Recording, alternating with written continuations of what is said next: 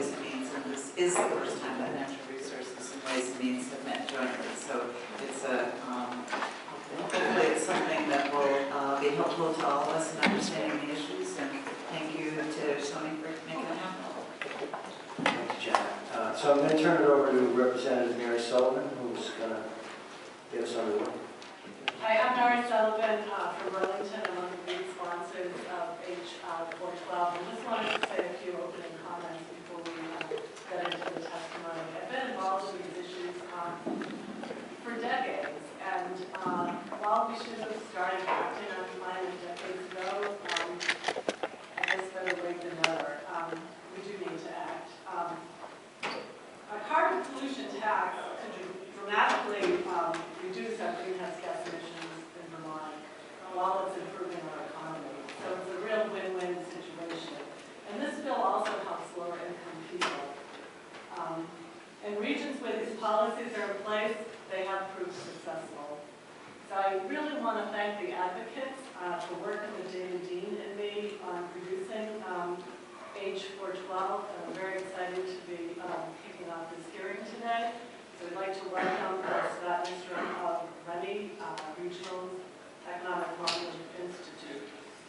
So thanks so much for being here, and I'm sure we'll benefit from this testimony.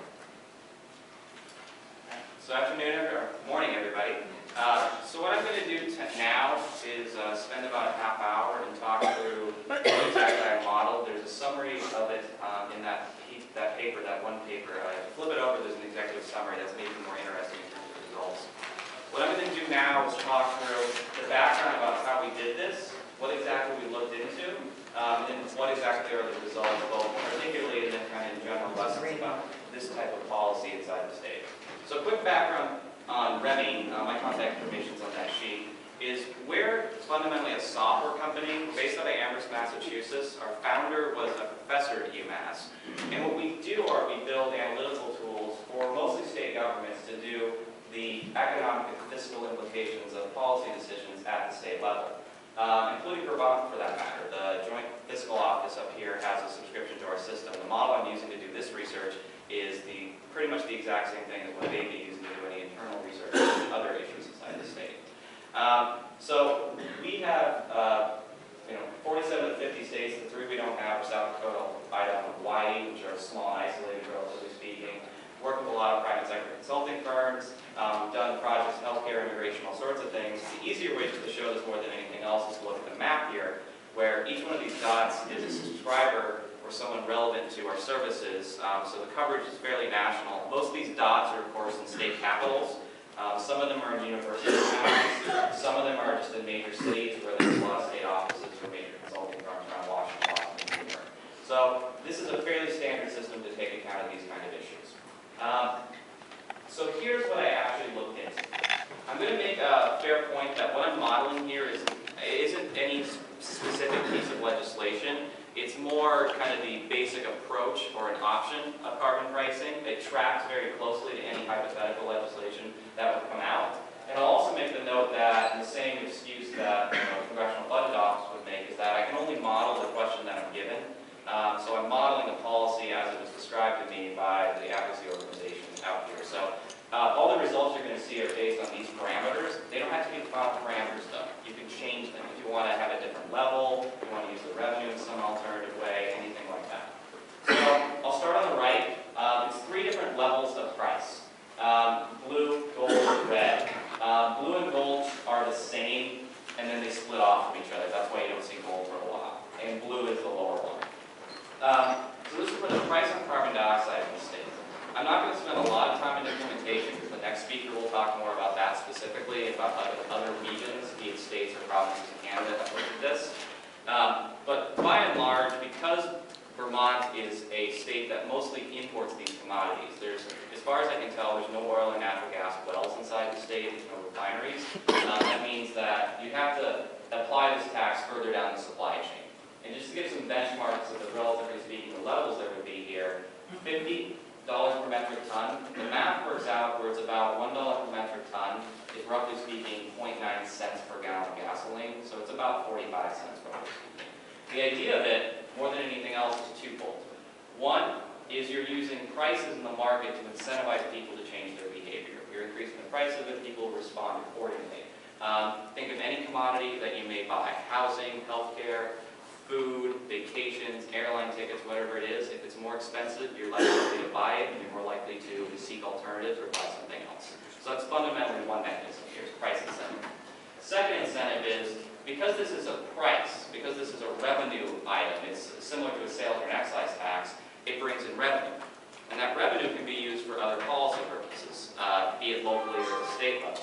That revenue also counterbalances any negative effects. We're looking at both the upsides and the downsides of this policy. Higher prices by themselves for anything are typically a negative, but we want to look at the net as a consequence of also having that revenue to be used for other options, and then also take account specifically of Vermont's economy and structure. In the model we use to do it, this is a version of it here. That's the national one, just real quick. Indeed, this is actually Vermont, and just to give one proof of that, this black line here is the state population, which is about 620,000. So it's Vermont in terms of its demographics, its industry mixture, and its geography. It's very specific to the state and its counties that we're looking at. This isn't some generic region. So the levels there are then recycled back into the economy. I'll do that next, but I want to talk about what this actually covers. It's covering liquid and gaseous fuels, but it does not cover electricity.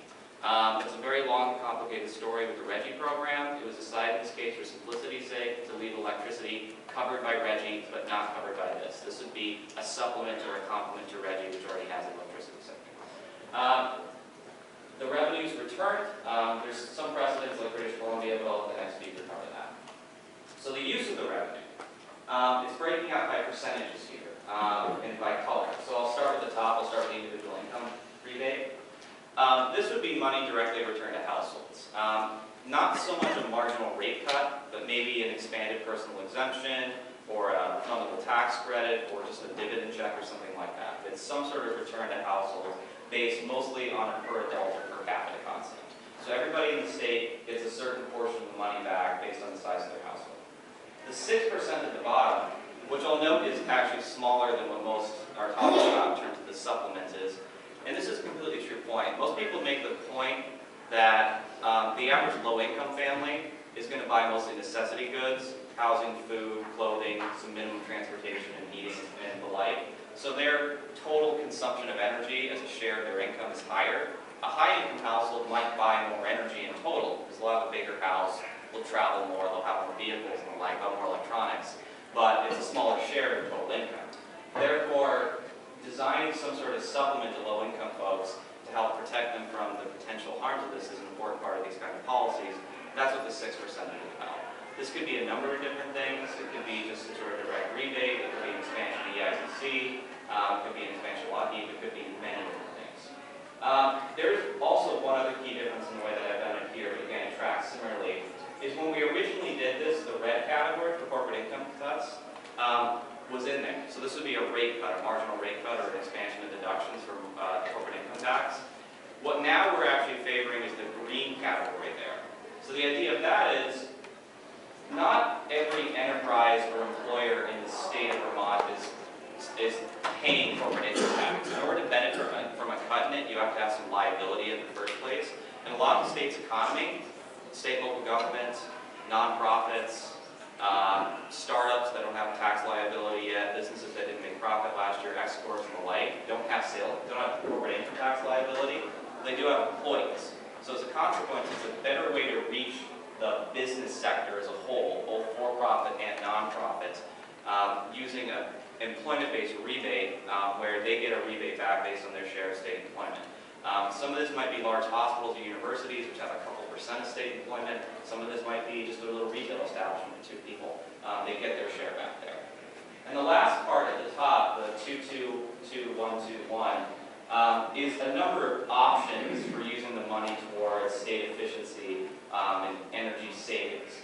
These are not necessarily fixed percentages that have to be stuck to in any sort of legislation. Here's what we use as an example. So going through that, there's transportation efficiencies with electric vehicles and the like. There's an expansion of the solar tax credit. There'd be weatherization programs, be it low income or just general market rate. All of those could be spread out differently. I'll also make the note here too is that sometimes sometimes carbon pricing favors a revenue neutral approach, such as the instance in British Columbia where no net revenue comes in, it's all back out. This is not quite revenue neutral because 10% of the money is used for state programs. Close, but not quite. And that's a balance, of course, you don't have to strike there. So all the results you're seeing are predicated on these rates and this disposal, this use of the funding. This funding, of course, these will have positive effects by themselves. And again, it's the balance. We're looking at the negative effect versus the positive effect and how does it wash it. So very quick notes on the methodology here. I'm not going to go through all the little kind of modeling background. But the first thing to note about this model, CTAM, it's open source. So anybody who wants to view it can view it. I can show you the link online for it. It uses entirely DOE public data. It's been used in a number of different states. I actually missed Oregon out there, and missed Rhode Island as well for that matter. So it's been used in a number of different states and counties to do this assessment. What CTAM is meant to do, just qualitatively, is take into account price sensitivity. The price of a commodity goes up, people buy less of it, unless there's some very, very rare circumstances. The ramen noodles are the typical example, something like that. So if energy prices, whether it's fossil energy prices, increase, people are going to buy less of it. The system accounts for the fact that people tend to be pretty insensitive to energy costs. They'll typically just pony up and pay more. They won't actually change the amount that they're purchasing, at least especially in the short term. But longer term, when you account for the fact that energy is what an economist calls a non-durable good, it's consumed the instant it is purchased. It's like food. It doesn't last over time. A computer, you buy it once, it's going to last you years. A car, you buy it once, it's going to last you decades. Most energy is consumed with goods that last over time. Vehicles, housing, heating equipment, electronics, and the like. The thing is, though, even those durable goods wear out over time. Cars don't last forever. Windows don't last forever. Houses don't even last forever, for that matter, in a lot of instances. So over time, when the existing energy-consuming items, again, electronics, vehicles, housing, and the like, wear out or are renovated and replaced, this would mean that people have a slightly different price incentive over the years in terms of what type of vehicle they might buy, how they might build their house or heat their house, what type of industrial equipment they might use. That's the idea of this, is long-term incentives that cause a change in behavior with infrastructure that would have worn out or equipment that would have worn out anyways eventually, as everything does. So that's the idea. Higher price generates a behavioral response. It's a weak behavioral response because that's just the reality of energy consumption, and it's one that slowly phases in over time. The other model is ours.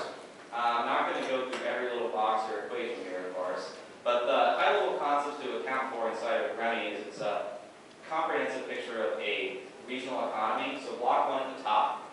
Output is the economy, it's GDP, it's output, it's product. Surrounding it is government spending, investments, exports, and consumption.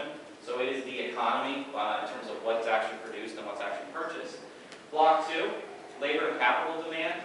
I'm assuming most of you have had jobs or will have jobs at some point in the future. When you have a job where you're actually really doing is selling labor, and who's buying it is your employer. So the purchasers of labor are businesses, nonprofits, governments, and the like. That's what block two is, the business perspective on the economy. So that's very important, and it's also included. Block three is demographics, including migration. So the border, quote-unquote, inside the REMI model is open. You can move to different states, you can shop in different states. I'm not going to do a show of hands here, but just think amongst yourselves or your family and your friends, how many of you were actually born in New England or Vermont or your home county or your home city? It's usually a fairly small proportion. There's a lot of labor mobility within the United States. One of the reasons, kind of a small aside here, that unemployment rates in the United States in the long term tend to be lower than they do in Europe is because Europe is a bunch of countries that are the size of states, but they're not allowed to move between them like we are in this country. We have labor mobility in the United States. So while in the United States, if one state has a weak economy, its young people are likely to go someplace else. In Europe, young Greeks, Italians, Spaniards, and the like have a more difficult time going to Germany or Sweden or anything like that. The model accounts for that move inside our system, which is important when you're facing price incentives on the energy market. Block four is equilibrium concepts, so balance out the economy. Labor and capital should have the same return everywhere. Block five is also a very important one. It's called market shares, but probably the better terminology for it is competitiveness. If there's a change in cost or a change in incentives, how well does Vermont compete with the rest of New England, the rest of the United States, and the rest of the world?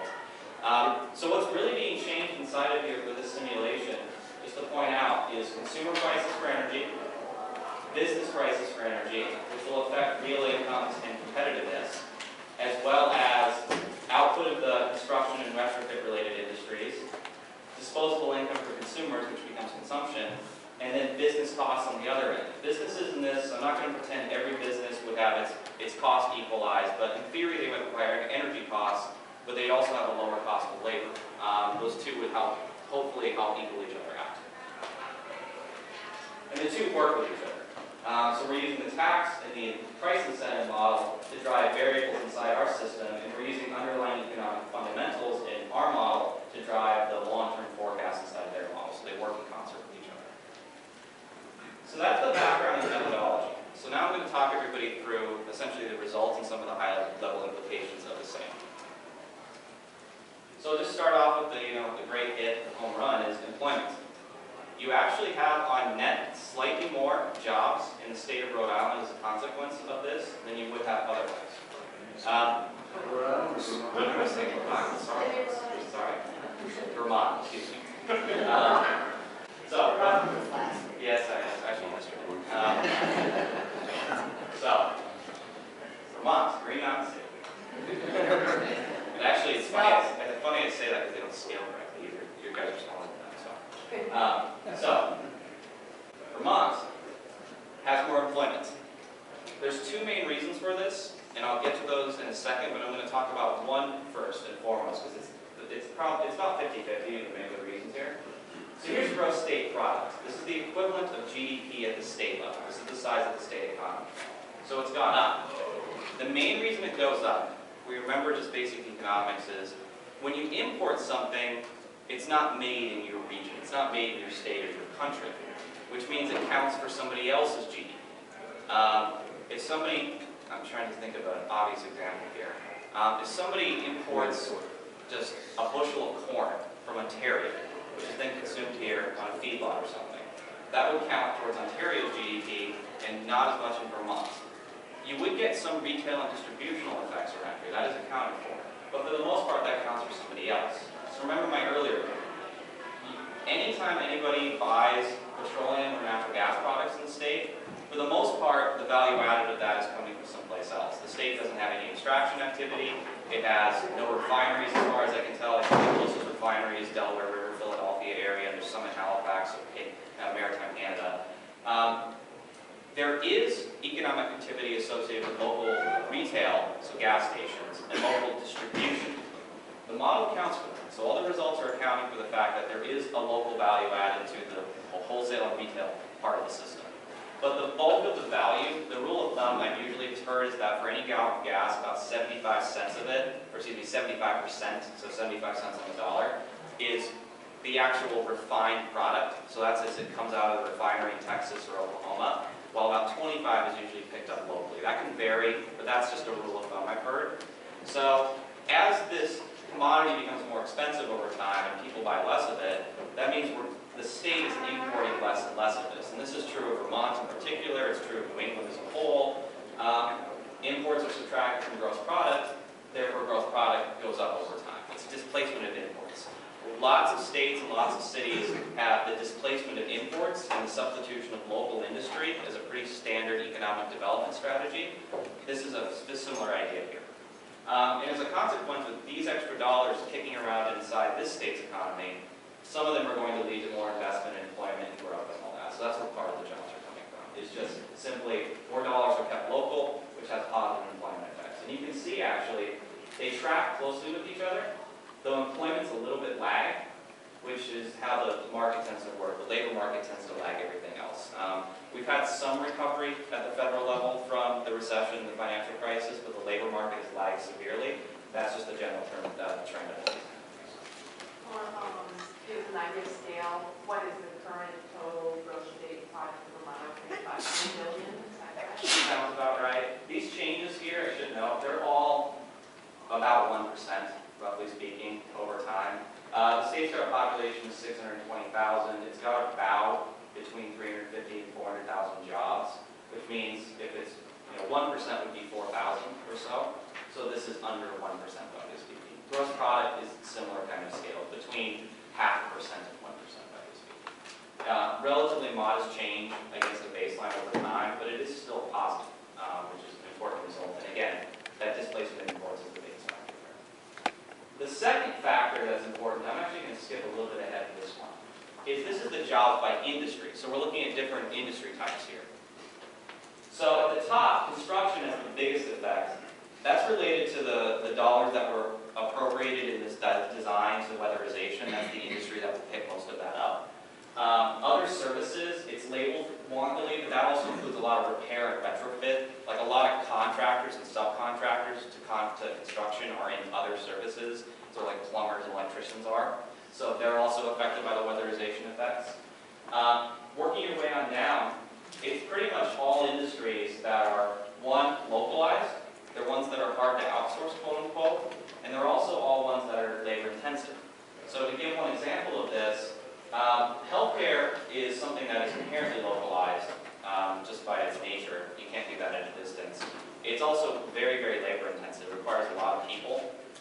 Think about a refinery in, say, a city like Houston, which might have 20 people working for it, despite the fact it produces hundreds of millions, if not billions of dollars in production a year. If you have a hospital of the same size, like a major university medical center, Houston's actually a pretty big medical city as well, that would have thousands of people working for it, not tens of thousands as a consequence. So the industries at the top are the ones related to localized direct consumer spending, and they're also the ones that tend to have more human hands involved in them, as opposed to machinery and capital that's more distant in other states. So do you do a calculation of what growth we would expect generally? What's the background growth? You said 1% over a fairly long 1% period of time. difference from what would have happened otherwise. Right, so what would the normal? The underlying growth rate at the national level in the model is basically 2%. And if you look historically, that's what the United States economy has done since the Civil War. And so you don't have a growth rate for Vermont is lower. It's lower because of demographics. You're an older state, you don't attract as many immigrants. So Vermont's is lower, as a consequence someone else is a little higher, like in Utah or Arizona. So it's between 1.5 and 2, roughly speaking. So that's jobs by industry. I'll do output by industry or GDP by industry. This is a pretty similar trend. Notice it's kind of the same industries on top. There's some industries down the middle that are fairly neutral impact. A few industries at the bottom that have a negative impact on this. I'll point out state and local governments. State and local governments cost, because state and local government's a big energy consumer. They have a lot of equipment, they have a lot of buildings, they run a lot of buses and the like. Their costs were not quite covered by the employment-based rebate, but it's very, very close. So they're not quite a net neutral, but it's very close to that. Utilities is power generation. It's power generation and natural gas distribution and the like. The thing is, though, that wouldn't really lead to any fewer jobs because to serve gas or electricity, you need to have the same power grid. You need to have the same people to maintain it. They're just not running as much stuff through it as they would otherwise. Transportation and warehousing is logistics-related industries, and yes, that is a negative impact. I'll emphasize, while these macro results are all plus 1%, all these downside results are no more than negative 1%, roughly speaking, over time. And I'll put this slide up here just to benchmark this as a second. This is the current, it's 2013, it's most recent data, employment mixture in Vermont, so which industries do people in the state work for. And as I said, the big industries are the ones that tend to be localized and they tend to require a lot of labor. Healthcare is the biggest employer in the state, followed closely by retail and state government and local. Manufacturing is actually fairly large in the state. We'll definitely give that to you all. As a share of your state economy, it's actually fairly large, even compared to like a manufacturing stalwart like in Ohio or Michigan. But manufacturing, as I said a second ago, in terms of employment, is actually positively affected here. You have more manufacturing jobs because they're benefiting from that employment-based rebate just ago, so their costs are neutralized. Here's real income, so this is household income, accounting for higher costs. So this is real income. We're not just saying people get the dividend back, we're discounting it for the fact that costs are higher. And then cost of living. So this is the change in cost of living from what it would have been otherwise. Interesting point on this one here, it's about 0.5% impact. And inflation tends to be about 2% a year, roughly speaking. So cost of living every year goes up about 2% just naturally.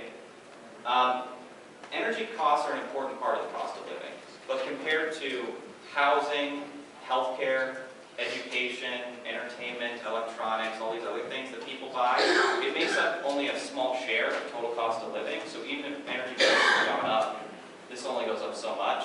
To put this in context, this is as if you have an extra 3 to 6 months of inflation over the course of 25 years to 2040. So it's a relatively small impact on the cost of living over the longer term. Here's the impact on the different quintiles. Blue, gold, and red are the lowest quintiles. Green and brown are the highest quintiles. This actually, because of that low-income supplement, whatever the mechanism for it is, actually has a better impact on low-income people and actually generates more jobs in this range because a lot of the jobs created here are more those localized service industries and construction industries, which tend to be lower half or lower two-thirds of job creation. But it's not like high-income jobs have been harmed by this substantially. They're still there. They just don't have quite the impact. So it slightly, very, very, very slightly equalizes income distribution by creating more jobs and income for lower-income folks. Very, very, very slightly, but it doesn't do it like it did the district, sure. And actually, one fun little result is the way most of you think, like, how did you get to Vermont? It probably had something to do with either the quality of life, family, which is quality of life, but fundamentally for most of us, probably the determinant was the labor market. Did you find a job? Was it a job that you liked? And did it balance with the cost of living that you have? The labor market is the fundamental determinant for most people of where they're going to locate themselves during key points of their life.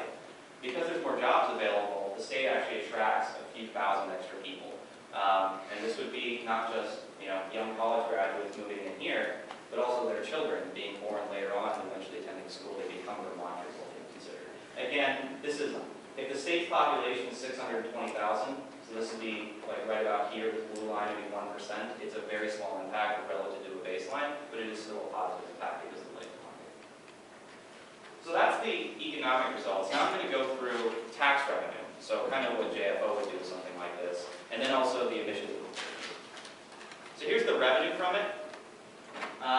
It slowly comes up because the tax is phased in or the price is phased in, but it eventually peaks and declines as emissions start to go down.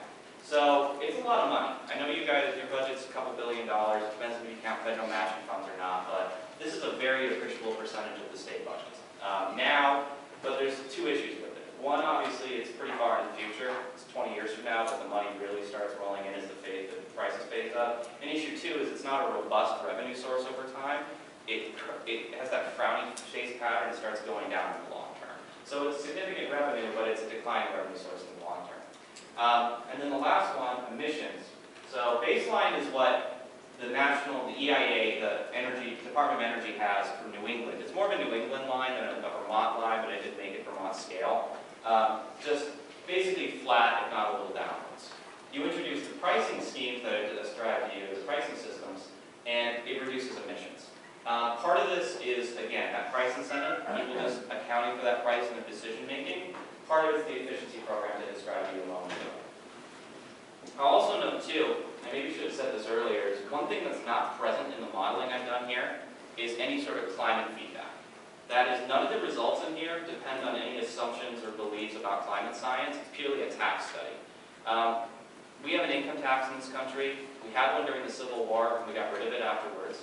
We got one during the First World War to pay for that war, and we just kind of never got rid of it, and now it's the cornerstone of public finance at the federal level. Most economists are not huge fans of income taxes. They discourage work, they discourage investment, they're hard to enforce, but it's what we have. The way I'm looking at this carbon price, because the model doesn't have any climate system in it, it doesn't depend on so none of the results you've seen here depend on any sort of climate effects, whether that's storm intensity and frequency, outside the slush storm we had last night, water availability, anything like that. None of that's present inside the system. It's purely, we look at taxing this commodity instead of taxing another commodity, which is called labor and capital, and seeing how the market works out.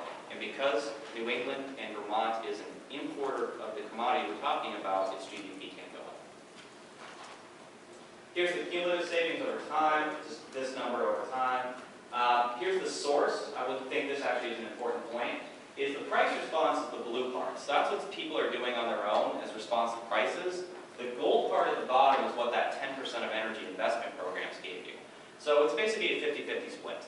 So that's where the actual savings came from. Half is from just the natural price response in the market, and half is because of the state program. So that's the mixture we have in terms of what actually creates emissions reductions. So that's pretty much all. Like I said, economically, it's slightly more jobs. It's 0.5% to 1% from a baseline, but it is more. Most of that is because displaced imports. It's a lot of money for a state like this, but it's not a dependable one. Again, it's that Brownian-based pattern.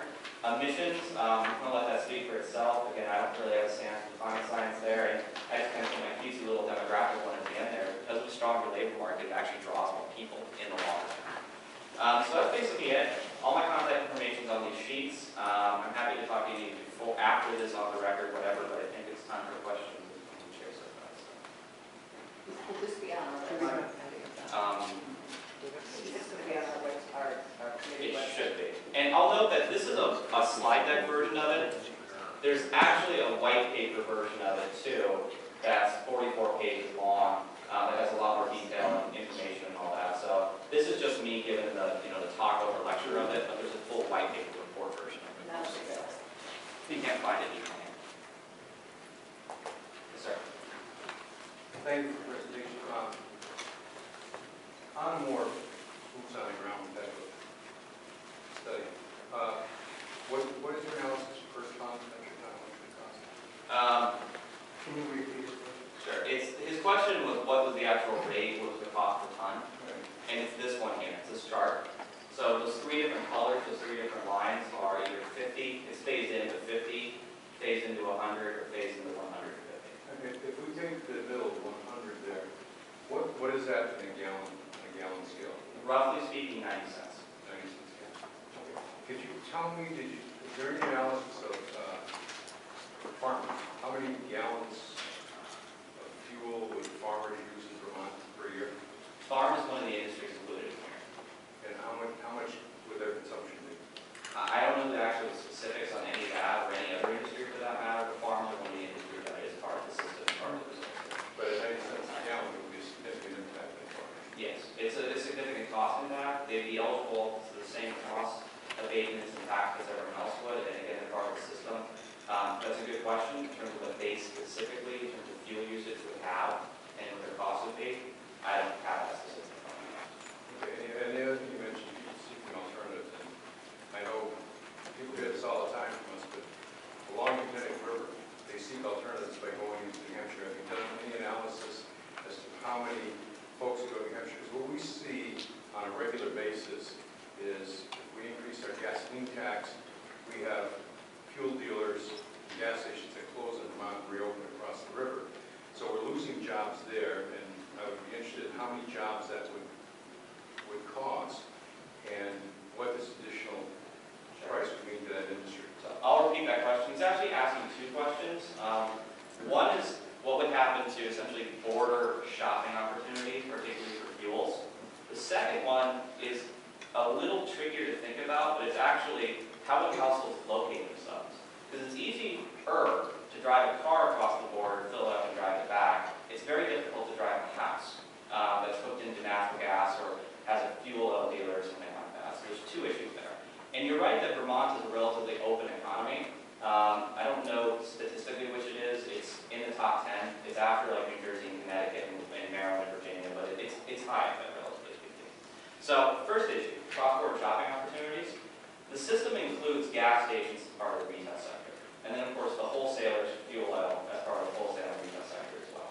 And it has some limited ability to essentially say that how much consumer spending is in this region versus that region across the border. It understands the distance and the permeability is very high. So it's limited, but at the same time, I actually think that it'd probably be good for us, rather than a modeling exercise, more of a bottom-up approach to actually look at these kind of things as opposed to this one. But it does account for that cross-border shopping. The second one, and this is actually more important, is the model that we use accounts for cost of living when it comes to location decisions.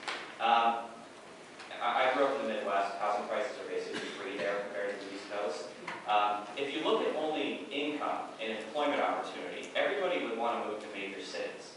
The thing is, though, no one actually does that because they're very expensive. So something that annoys me like data about quality of life and income is it's not cost of living adjusted. So it makes the Northeast Corridor and some of the big cities in, say, Texas and California look very high quality of life, when in reality, they're also extremely high cost. And if you benchmark, new parts of New England, the Midwestern states, the southern and mountain states, with their low cost of living, they don't look so bad anymore. And in some cases, they actually look better. So the issue I'm getting at here is the system accounts for location decisions based on job opportunity, but also the cost of living. Jobs can be very plentiful, but if it's an expensive area, that's going to deter people. So this here, because it increases the cost of living, and because some energy consumption can't be done across the border, you can't really move a house. Some people might choose not only just to drive across the border and shop, but entirely locate themselves in the next state and just commute in. That effect is also present in the system. And that one actually might be larger, because a person going to buy, I don't know how many trips a year, but say once a month, they fill up a tank, it's $50 a time, it's a few $100. But imagine, instead of just trips across the border for gas stations, imagine its entire household and their entire income, and the housing purchase, which is hundreds of thousands, and all their education, healthcare, everything else. That's a much, much bigger deal. One family doing that quickly overbalances dozens or even more families just shopping across the border on themselves. It accounts for that second one very, very, very explicitly. It understands people can locate themselves in New York, New Hampshire, Mass, and drive, commute in for their work here, and take their paycheck home. That effect is absolutely present in the system because of this cost of living effect. And that is actually probably the bigger effect, relatively speaking, especially in the long term. My final statement is, one of the things I think that probably does not show up is one of the realities that fuel dealers from Massachusetts and New Hampshire will cross the border and they don't report their sales in Vermont. So there is, the house isn't going to the oil's coming to the house. Right. And that's a very big problem we're in. Right. And fuel oil, that can happen. Natural gas, which is not penetrated as far into the state as it is part of the southern New England, but that one's metered, so that's different. But yes, that is one issue. So you have,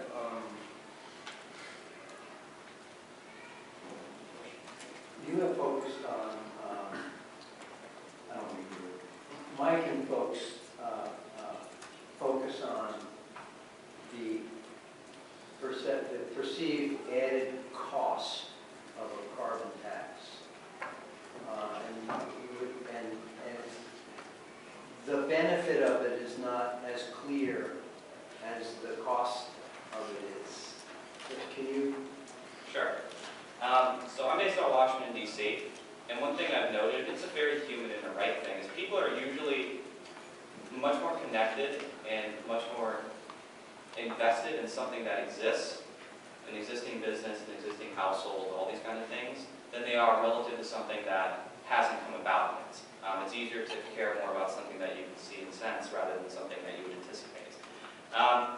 The funny thing about these results, though, is that that's kind of what it's asking to do, is there's a relatively small number, and again, these are all small changes. They're all less than 1% either direction for pretty much everything, with the exception of emissions. Where there are a small number of jobs, employers, and border issues that could be a concern here, but the net when you account for an economic model that's in use throughout the United States to account for these things at the state and regional level, comes out the way that I'm showing you here. A lot of, in some cases, and I don't want to use too many political terminologies here, but all the standard logic about tax cuts and cost reductions and supply side, all those things about reducing taxes here, comes into effect. That's what all these effects are in here, is that you reduce costs to balance it, and it also happens. And I'll make one other note here, the British Columbia, I'll talk more about this, but British Columbia is pretty similar to New England in a lot of ways. It's like Massachusetts, it's about the same population. It's dominated by one big metro area, so Boston and Vancouver, and they import most of their fossil energy. Almost all power generation in British Columbia is hydroelectricity, so they don't use coal or gas for that. The result I got here basically says this has a small effect, it's 1% or so. So it's, I don't say imperceptible, but it's very small. While emissions are falling 10, 15, 20% or so. That result that I got modeling quantitatively here for an economy that is similar to New England's is exactly what's happening in British Columbia. Their economy, if you look at it, its growth rate compared to the other Canadian provinces is the same. There's no differentiation, while its emissions have dropped relative to everything else. So the test case that we have of a New England-ish economy in the West Coast, the other side of the continent, comes out similar to this. But there's definitely a tendency to concentrate on what is had rather than what is not seen, which is what this is arguing about. It's easy to say that there may be certain jobs here or there that may be at risk. There's things that can be done from policy design and the use of the revenue to protect them as best you can.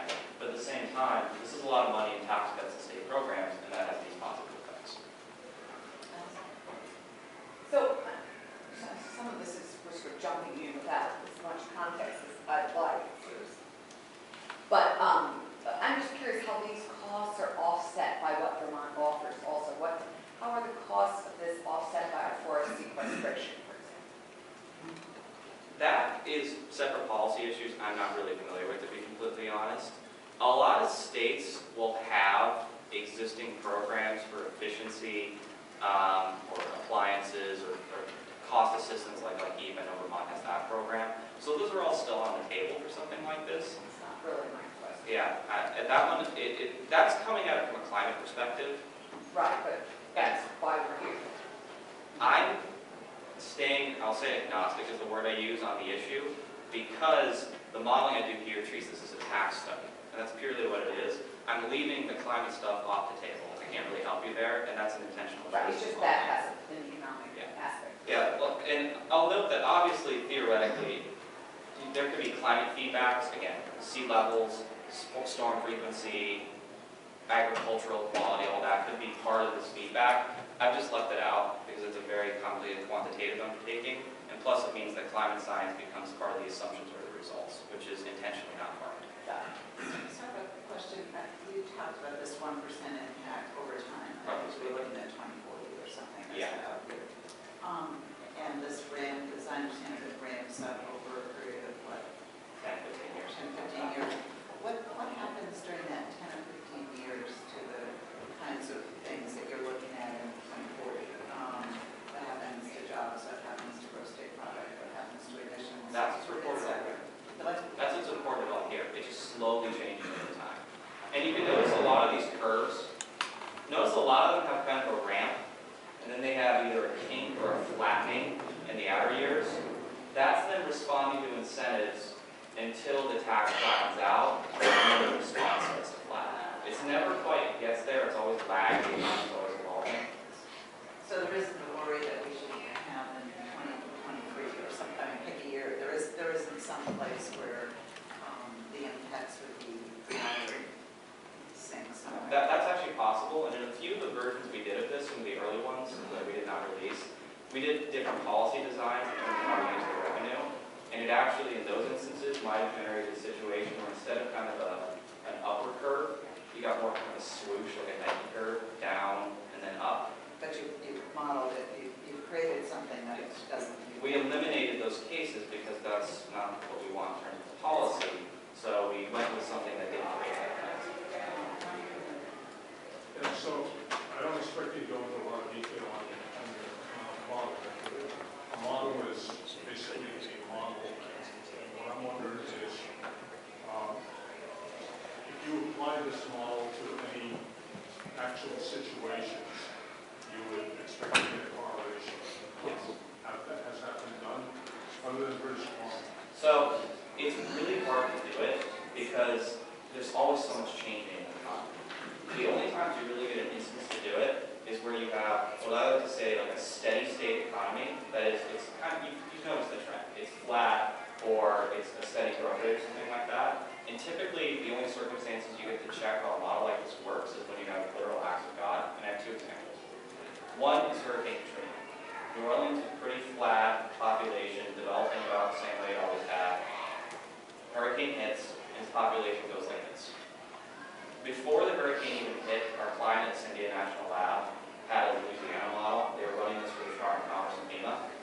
And they basically, all right, when a hurricane hits, what's going to happen? We're going to lose a ton of infrastructure and capital, basically housing, for land. A ton of commercial industrial equipment. We're going to lose a ton of people. And then we're going to get a ton of rebuilding back. We're getting a lot of FEMA relief dollars, we're getting a lot of construction activity. stuff. And I remember, actually this made CNN when this report came out back, I remember seeing it, where actually the curve that they found in terms of population and output, so basically the economy, so steady, steady, steady, Katrina, flat, slow recovery. If you graph that curve 10 years ago, now the correlation is like 0.9.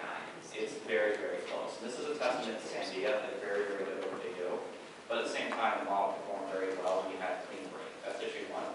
Issue two is the Bakken Ale Shale, where Montana and North Dakota have pretty steady economies since World War II. Eastern Montana's had a population of 80,000 since the 1800s.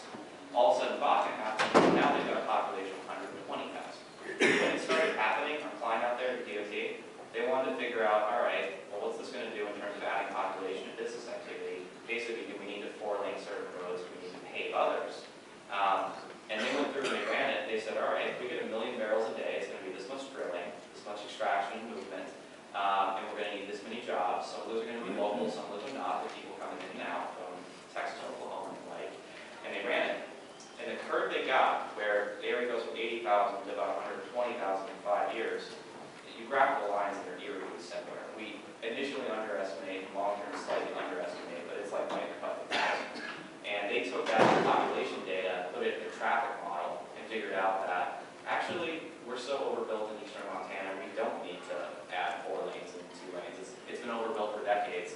This will use more of the capacity up. We really should devote our resources to the growing cities in the western front, like Missoula and Helena and the like.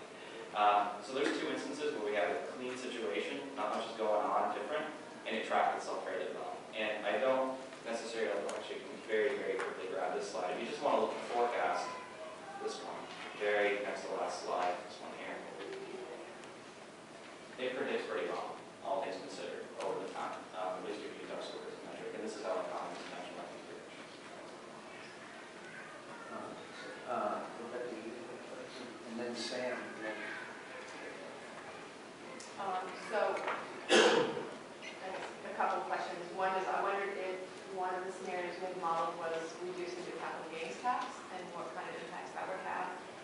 And the second question is, what if all the states adopt a similar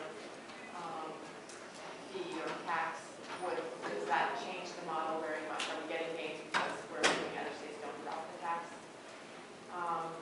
And then my third question is, do we see, I don't know if this would be you or our next speaker, but would we see the same carbon reductions if gas prices just go up without any tax?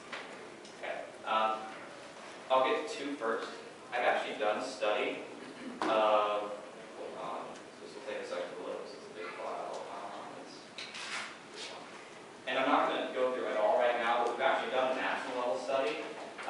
It's not exactly the same policy design, but it's available on the website, Persistence Climate Lobby, Power Key Edition, and all that. So we've done a national study. And that's broken out by region. So the lessons for doing that are probably pretty general to the states up here. So a national study exists.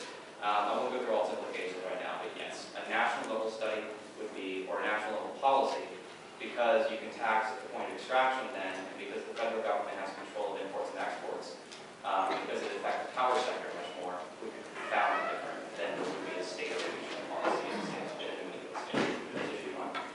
Issue 2, actually, give me the next question. The capital gains tax? Capital gains?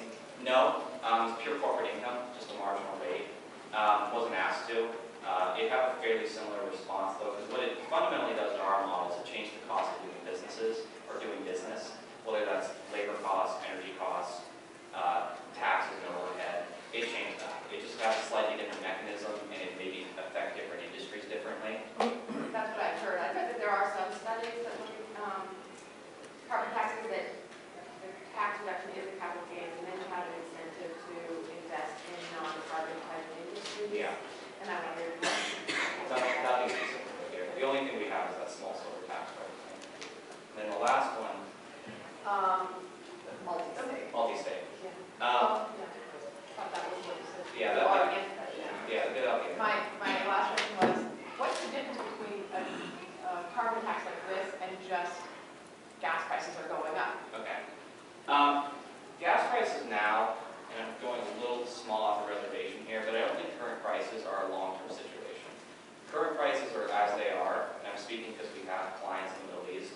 where they are because OPEC, specifically the Saudis, decided that's where they want them to be.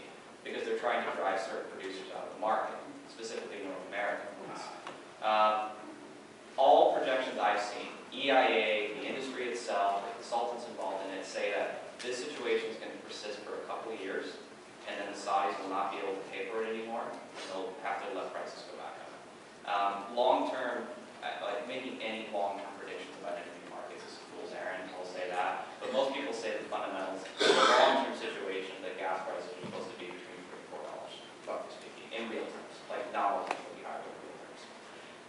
Which means that these changes don't necessarily have much of a difference when most people expect the market to head back up for oil prices sometime in the next couple of years, which is long before these things really kick in terms of the policy curve. But the idea is, even if it's, let's say, $2 gas versus $4 gas, and instead of going from 2 to 290, you're going from 4 to 490, it's still, you're expecting a price response there. And there's a lot of research and literature and econometrics out there about how sensitive are people to prices, and it all says they're insensitive, but they still are sensitive. There's a correlation there. And that correlation is held very nicely from the 90s when gas was under $1 or under 50 cents to now, where in certain parts of the country it was well over $5 at certain points. Nothing we're perceiving here, given that Vermont's not a low gas price state, but it's not really high either. Nothing we're doing here goes much beyond what we've witnessed in states like California over the last. And their gas prices are high for a lot of reasons, as far as policy and otherwise, as far as demand, there's more people there. But nothing here is really going beyond what you haven't seen before, and the relationships typically held in. I admit that relationship is very simple. It's this idea. You put a price of emissions that changes prices, that reduces demand. It's very simple, but that's intentional. You want us to be transparent about the mechanism which is working. So if I can rephrase your answer, it sounds like you have a change in consumer behavior and demand if the price goes from $2 to $4 because OPEC changes the price. And you'll have an even greater change in consumer demand if the price goes from $2 to $4.90, where the extra 90 cents was due to foreign policy. Yes. There's always a price response. Who creates it, whether it's through regional or national policy, or whether it's through OPEC and Saudi decided, it's still always a price response. So the individual consumer, they are stuck with the price they have given. We have no control over it. So, on your model, you have 3 lines. Those are the 3 different levels of tax. Yes. Those 3 rates. And you said, I think I heard you say that this will offset business costs because employment costs will be lower. Yeah. That is, you take a certain percentage of the money. It's the green and the red. It would be the green and the red, roughly speaking here. And you rebate it to all businesses and all employers, which counts nonprofits and the like, based on their share of employment in the state. So if the state had 100 employees and this business had 1 employee, they get 1%. I'm not pretending it's going to be even between every company and every firm or even every industry. There's actually a paper that I was part of the co-author on. It's not my section, but we did this exercise about what that actually would look like for Massachusetts. So not Vermont, but one down the road, where it looked at the changing costs on net it would be between different industries, based on, okay, they have to pay more for electricity, or not electricity, but natural gas and the like, but they're also going to pay less for labor because of that debate. So the 2 are going to, in theory, net each other out. So, and kind of the curious thing of the model is that the higher you set the tax, the greater the benefits. Yeah, there actually is a point it tips over. The point it tips over, as of which point you run out of imports to displace fish, basically. That point's not where we hit. Getting back to your point, actually, for that matter, is, again, going from 4 to 490 is nothing this continent has not seen before in terms of gas prices. Going, I'll say $1,000 a ton. So going from $4 to $15 or like $13, that's a much larger change. If you get that high, then I'm not nearly as confident as results because I don't have historical precedent to argue for why my numbers are what they are. So we're not advocating anything that large because that's beyond what we've experienced, but I would tell you that these results would tip over the other direction if you got to the point where it was so high that you ran out of imports to displace. I don't think, though, there's any realistic policy or someone would do that.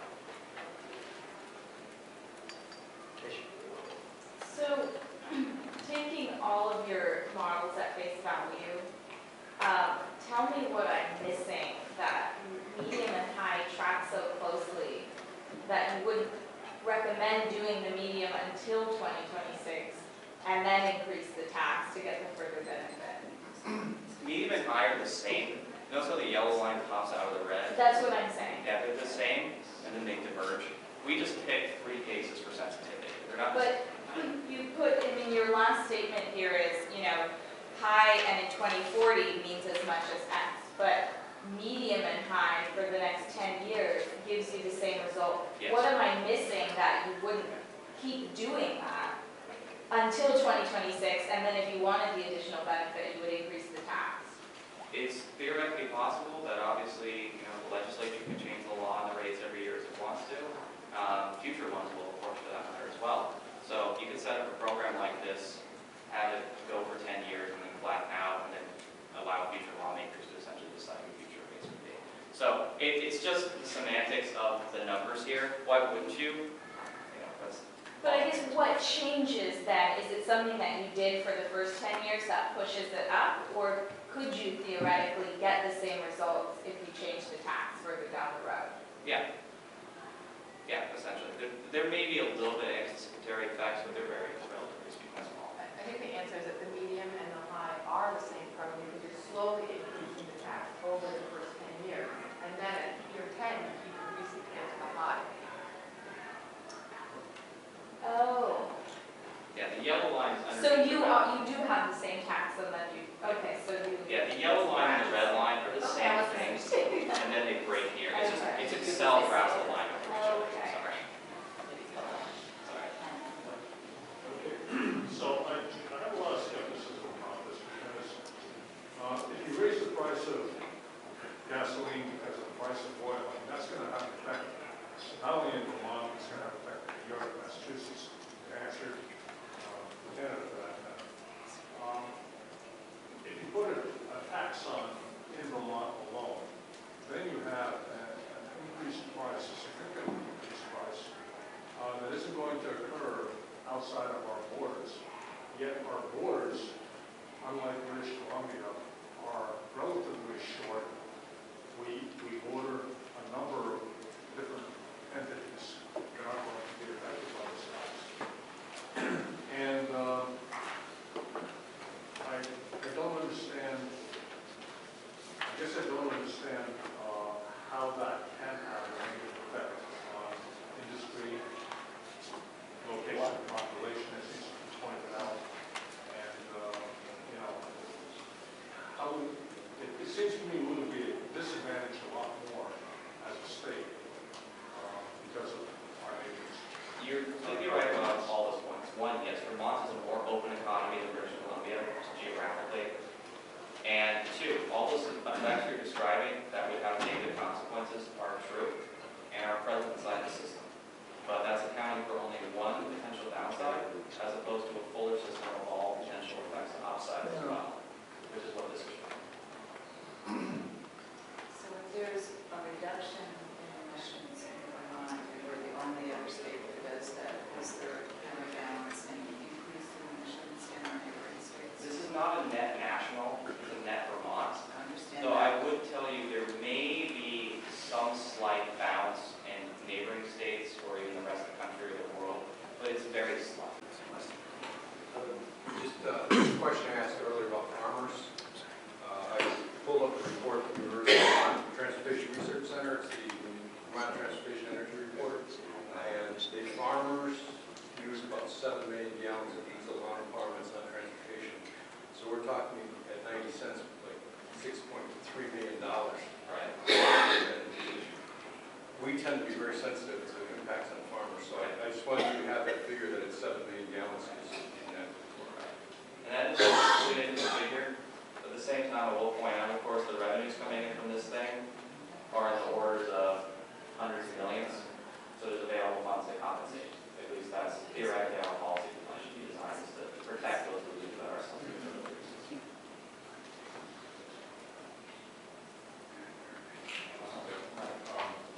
So Vermont likes to lead in a lot of things, but this seems to me to be something that would be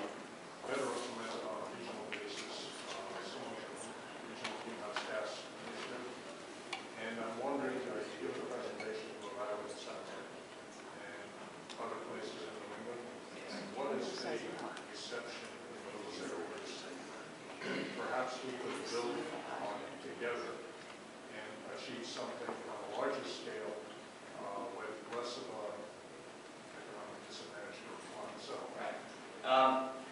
There's always an attractiveness to a regional level one, be it New England or west or east of the Hudson or something like that, simply because they are, to an extent, a unit. They all have the same capital characteristics that they import these commodities, therefore they can displace imports. That's all true for the whole region.